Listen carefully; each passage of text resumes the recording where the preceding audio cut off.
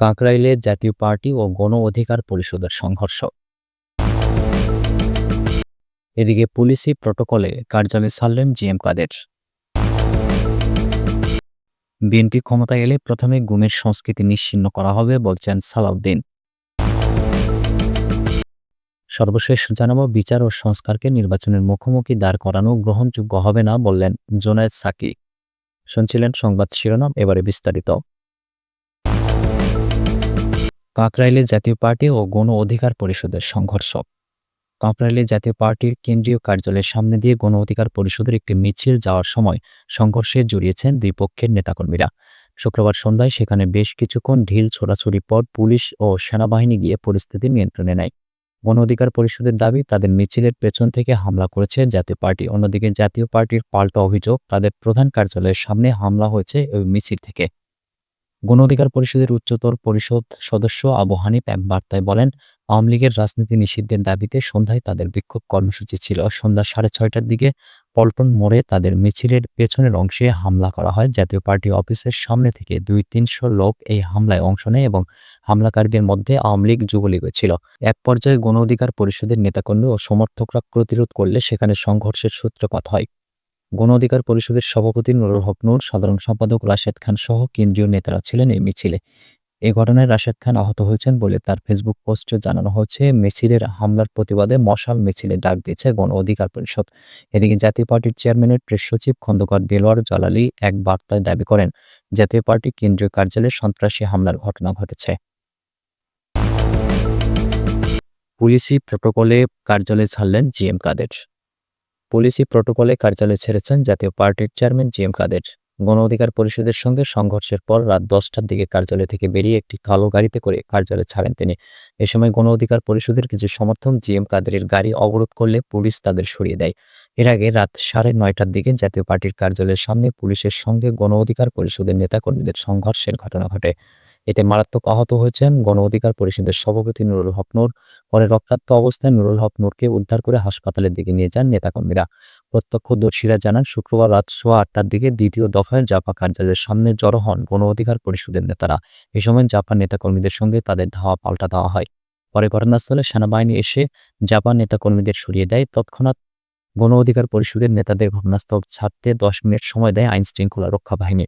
এর মধ্যে ঘটনাস্থল ত্যাগ না করায় সেখানে ব্যাপক লাঠিচার্জের ঘটনা ঘটে। এতে গণ অধিকার পরিষদের সভাপতি নুরুল হক নূর সহ অনেকেই আহত হয়েছেন বলে জানা গেছে।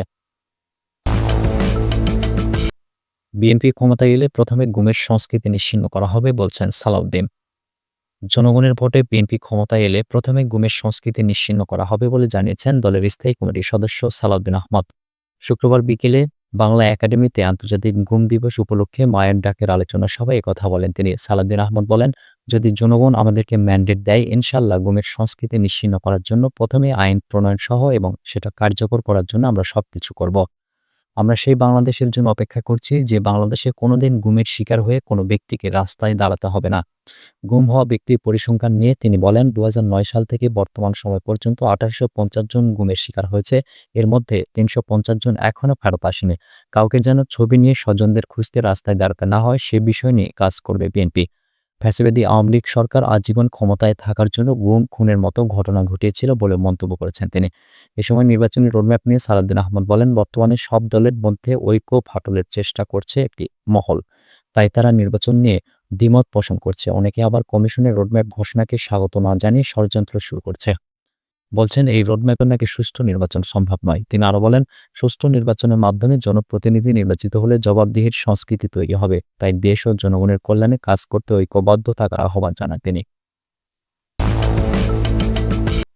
বিচার ও সংস্কারকে নির্বাচনের মুখোমুখি দাঁড় করানো গ্রহণযোগ্য হবে না বলছেন জোনায়েদ সাকি।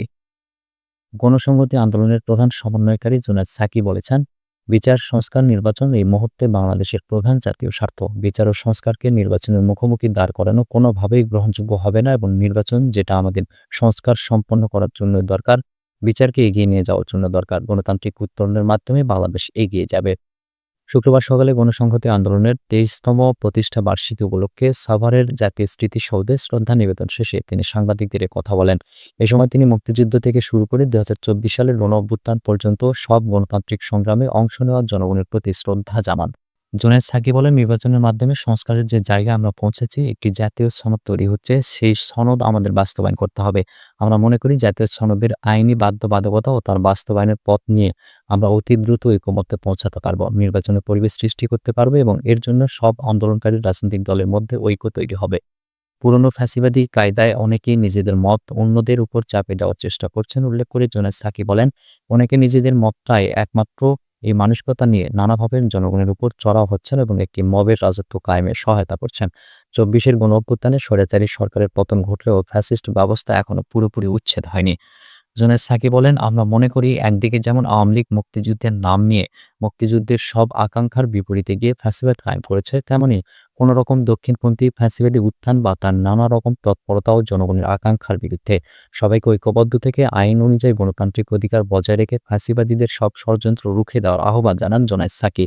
এ সময় গণসংহতি আন্দোলনের কেন্দ্রীয় ও স্থানীয় নেতাকর্মীরা উপস্থিত ছিলেন।